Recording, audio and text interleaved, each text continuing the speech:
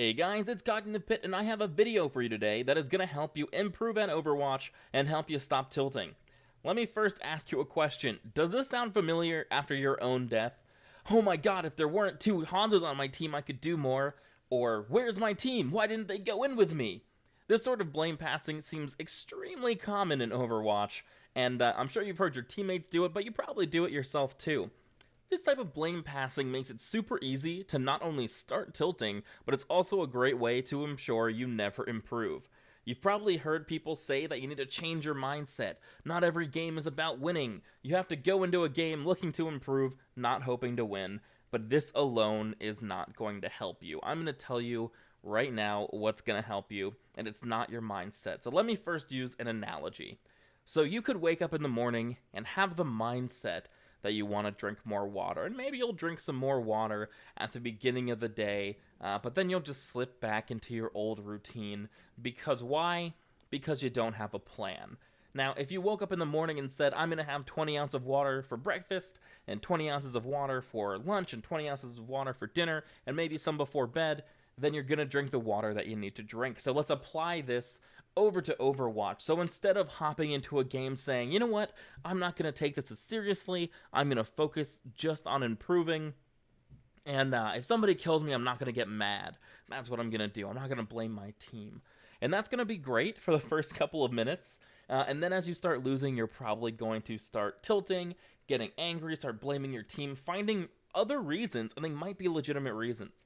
You know, maybe there's 3 Hanzos on your team, and that is legitimately the reason you're losing.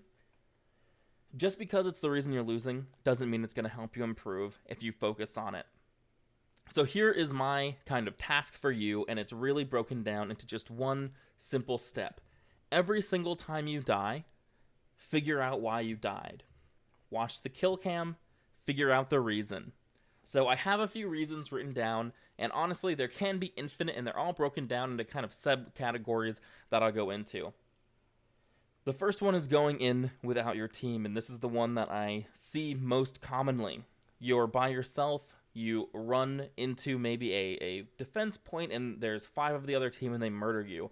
And you immediately say, where was my team? What were they doing? Well, they didn't magically teleport away. You were the one who was incorrect here, going in by yourself. So this is more of a game awareness, team awareness factor that you need to work on. Maybe you got flanked and a tracer killed you. Well, did you see that one of your teammates just 30 seconds prior was also killed by a tracer? Maybe you ignored your team as they died to tracer, and you're part of the problem here. Focusing on these sort of things are going to help you then improve. So you can then correct that behavior, correct that action, and then in your next life you're going to be better and better and better, and it's going to help you improve over time. So let's keep going and take a look at a few other reasons here too.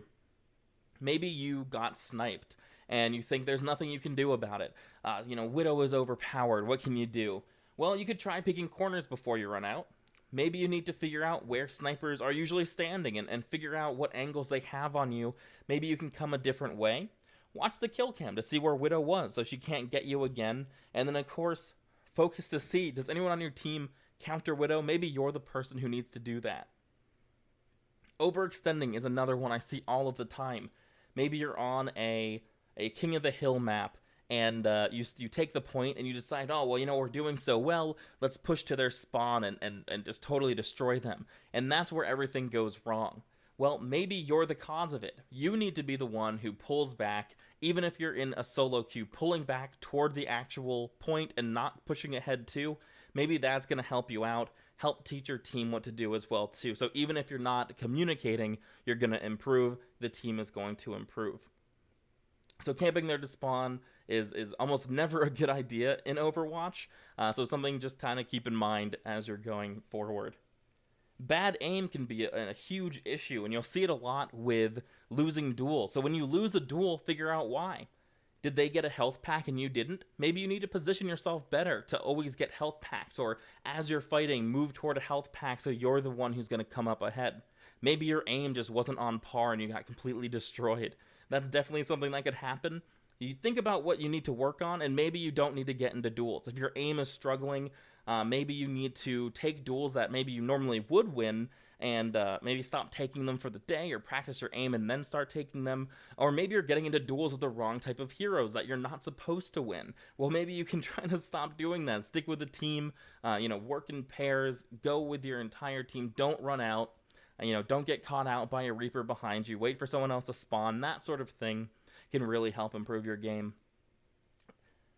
Even if your team has 2 Hanzos, let's say, you could still be the one who needs to change heroes. So work with what you're given. So if your team is not willing to change, just because you're a character who is good, maybe you're Soldier 76, maybe your team needs a Winston even if they have another tank already, but you need to be the one who kind of carries that position. Something to kind of keep in mind that's going to help the team overall, but also help you improve.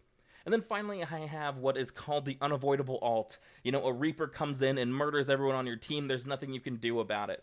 Well, of course, there's something you can do about it. First off, that's a huge issue with game timing. You should know when someone is close to their ult or around going to ult.